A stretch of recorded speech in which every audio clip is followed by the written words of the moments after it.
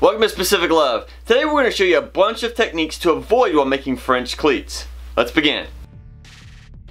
When you're putting up your French cleats, it's a good idea to make sure you have something more than just the studs. If you only have a stud wall, it can actually be very weak, because as the cleats go together, it actually uses the pressure against the wall and against your tool holder to create the full strength. So just doing this is possible, but you're not going to be able to hang anything heavy, so just be careful and use something that actually has a wall on top of your studs. Now that you're ready to put up your cleats, you don't want to put screws in just randomly. That will just weaken your whole setup and it could easily fall on you. So make sure you find the studs behind the wall. In my case, I have a stud here and here. It's a little odd, but that's because a door was coming in here. With the door frame, you have studs. Also, you want to make sure you use some long screws. These are 2.5-inch screws. These will pass through your cleat, through the wall, and actually into each stud. You need that for added strength. When you're doing French cleats, it's a good idea to try to avoid wood paneling. I do have a little bit up here in my shop, but the best way to do that is, if you're going to use French cleats on them, is to only put lightweight objects. For example, something like that. If you do need something a little bit heavier, always make sure you're going to be directly over the screws. Otherwise, it's just not going to work for the wall. When you're making your cleats, you want to avoid any of the large knots. This knot, for example, goes all the way through the wood, and over time it will separate and just cause this whole cleat to fail. So make sure you have a nice clean piece of wood whenever you're making them. You can also do this by getting some plywood. A lot of plywood you can get nice and clean layer, and that'll just help you avoid it altogether.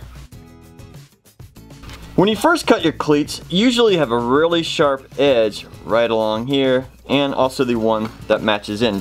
But if you notice, along the cleats you can easily get dust and debris in there. If you have such a sharp edge, especially the ones that go in, you could easily damage your cleats or even damage the cleats on the wall.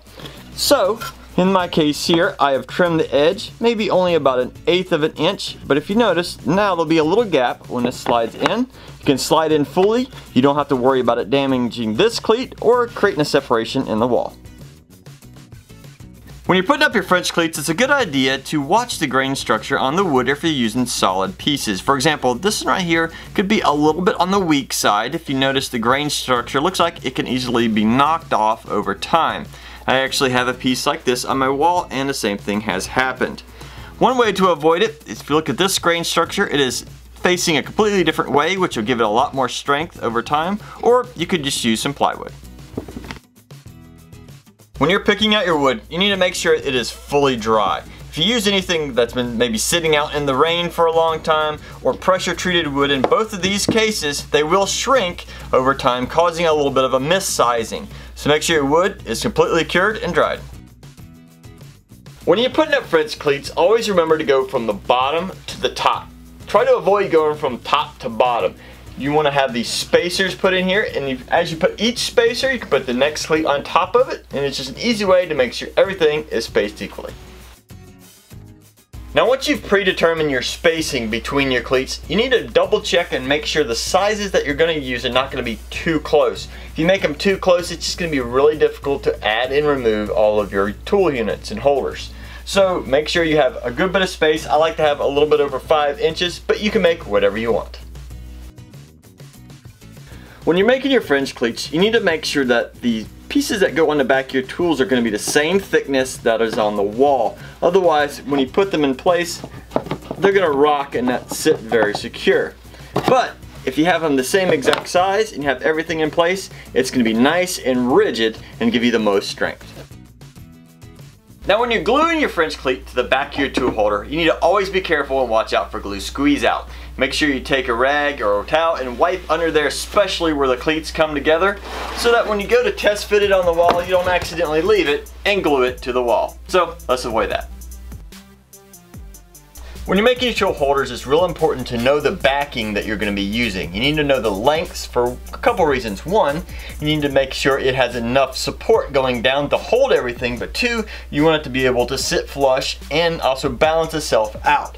For example, here I have this one running down low enough that it rests against this lower cleat, giving it a lot of strength. In some cases, especially on the bottom cleats, you won't have that option. So I have an additional piece right here so that you can have it supporting against the wall. So if it didn't have this cleat right here, it could easily still be nice and secure. When you're building your tool holders, you need to look out for the height and the depth. The reason why is you want this pivot point to be as low as possible. On this one right here, because this is paper towels, it's very light, I'm not too concerned about the weight pulling it down, but at this pivot point here, if this was a lot of weight, it could easily over time work itself off, or if it gets bumped a few times. On this desk, for example, it comes out about as far as it goes down. That's to give it nice, secure surface to work on. You don't have to worry about it falling off. So avoid anything that sticks out too far, especially if you have a short height. When you're putting tool holders together, they don't always have to be pretty. So in my case, I use a lot of butt joints. And in this case, I'm just using some lightweight corner squares. I'm not worried about this coming apart. But in this unit here is a heavy duty brad nailer. And yes, I did use a butt joint here, but I've also reinforced it. So avoid any of your joints coming together by reinforcing on the sides with any of your heavy tools. Now when you're making your French cleats, you always have to take in consideration the amount of weight that you're going to be putting on it. Yes, they can hold a good bit, but if you're going to be adding a lot of weight, for example, I have this drill station here. It is quite heavy, so I've added a second cleat onto the back of it so I can just grab two cleats at once and make sure it is securely fastened to the wall. Now if you like French cleats, I've made 4 other videos, each with over 20 different items that you could make for your workshop. So I'll put a link to those in the description below. Now if you'd like to help support us in some of our future videos, we're signed up to Patreon and I'll put a link to that in the description below, so make sure you check that out. Otherwise, get out in your shop and have fun building.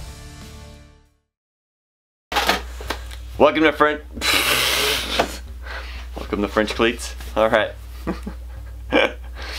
Screws that are going to hold your French cleats. It's very important. Okay, are you ready?